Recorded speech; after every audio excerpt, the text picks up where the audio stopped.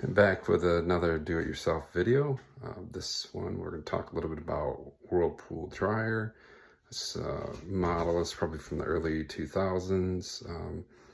They come apart pretty easy and they're pretty easy to fix.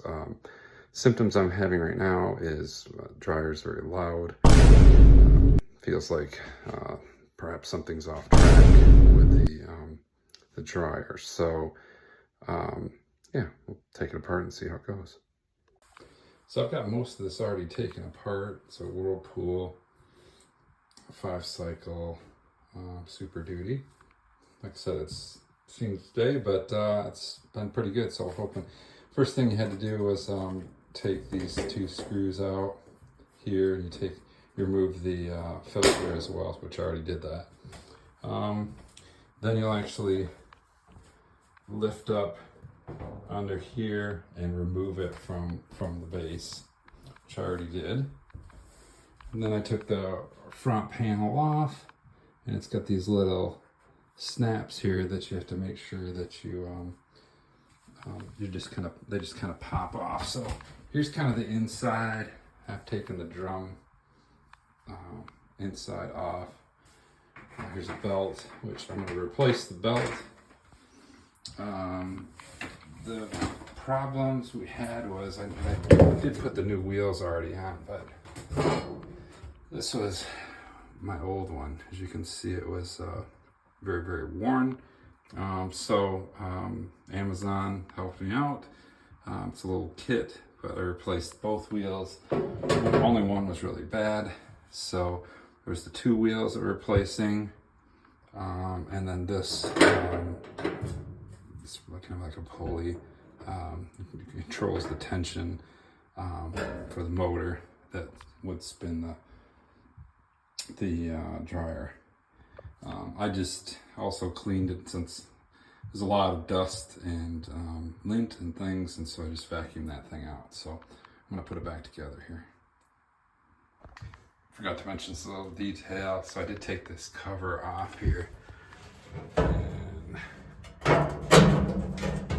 it just pops right in there, and there's a couple screws that go in.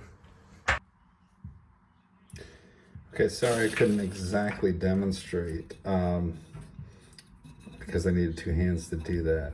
But this, you push the belt through there, and then I went over the top of this to put the belt back on. And then this obviously controls the tension, which keeps the dryer in place. So you can see I've got that set up well. So since I didn't show you it coming apart, I'll put it back together with the front. One thing to be mindful of is there's a little track that they need to get. So you're gonna, when you put this together, line that back up in there, and then on the bottom, those, like, you have to wiggle it in a little bit. I'll show you when I'm done, but I need two hands to kind of do that. So yeah, this is like what you have to try to get it snapped into so that it'll go back in place. Both sides.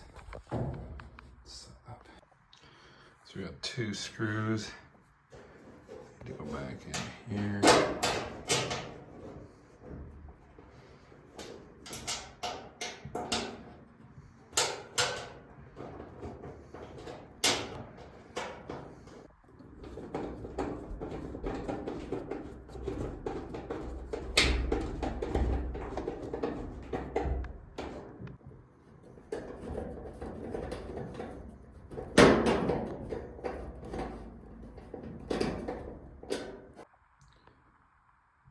One of the things that this kit included was, and I wanted to replace, was this little switch. Mine was burned out, so that might actually be another issue you guys had, but this is something I replaced already. But they gave me a new one, so I'm gonna change it out. Basically it's right here, But what that does is it basically is a switch that controls when you open the dryer door, it shuts off. So if you have an issue with that, you might need to replace that, but you just take those 2 screws out and I'll show you. So this is what I removed from there, and I'm going to change it out with a new piece. So put the new switch in. I just got to put the screws in. Okay, I got the screws in, and then this is the little switch that we replaced, that the door comes up and triggers it to allow the machine to run, and then obviously when you open it up, it shuts it off. And then you just need to hook it up. Snaps right in there.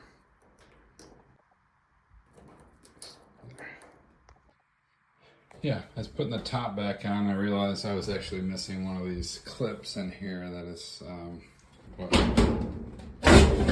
so that's why my top doesn't go on. So I might have to replace that later. But then this will kind of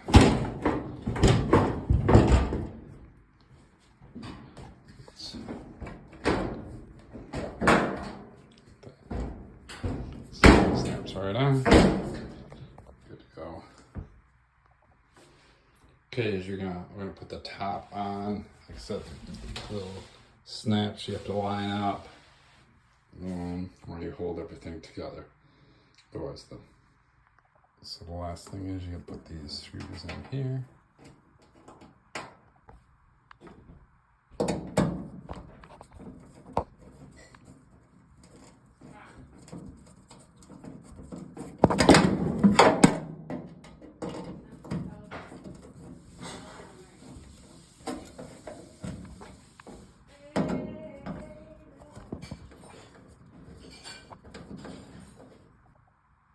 Okay, let's try it out.